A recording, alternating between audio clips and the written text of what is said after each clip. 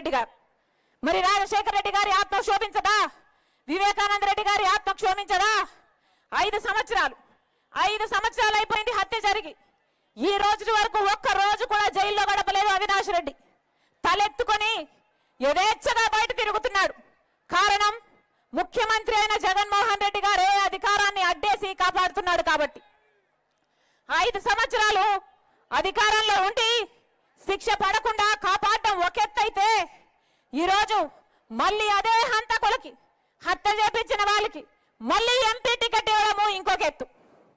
ఈ ఘోరాన్ని తట్టుకోలేకే, ఈ అన్యాయాన్ని తట్టుకోలేకే రాజశేఖర రెడ్డి బిడ్డ ఈ రోజు ఎంపీగా పోటీ చేస్తుంది. ఇది తప్ప అన్నా?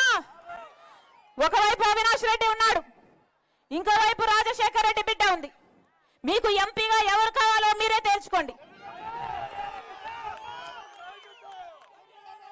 ఒకవైపు రాజశేఖర రెడ్డి బిడ్డ ఉంది, ఇంకోవైపు రాజశేఖర రెడ్డి గారిని తమ్ముడిని హత్య చేపించిన అవినాష్ రెడ్డి ఉన్నాడు. మీకు ఎవరు కావాలో ఎంపీగా మీరే తేల్చుకోండి. మీరు రాజశేఖర రెడ్డి గారి బిడ్డను గెలిపిస్తారో ఓడిస్తారో మీ చేతుల్లోనే ఉంది. ఒకవైపు రాజశేఖర రెడ్డి బిడ్డ ఉంది, ఇంకోవైపు హత్యలు చేసిన అవినాష్ రెడ్డి ఇంకోవైపు ఉన్నాడు. ఒకవైపు న్యాయం ఉంది, ఇంకోవైపు అధికారం ఉంది. ఒకవైపు ధర్మం ఉంది, ఇంకోవైపు డబ్బు ఉంది.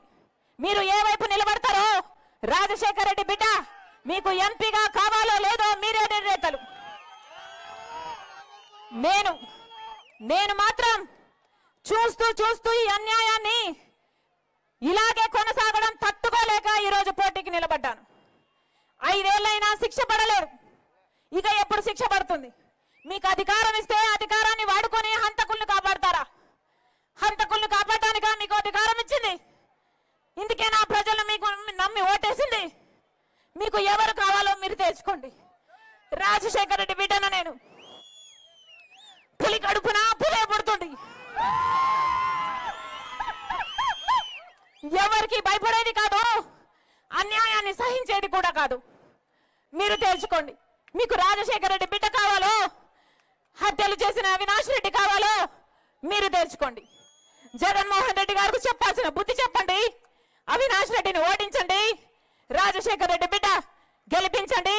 రాజశేఖర రెడ్డి బిడ్డ మీకు మాటిస్తుంది. ఈ రాజశేఖర రెడ్డి బిడ్డను మీరు గెలిపిస్తే మీ బిడ్డ అవుతుంది.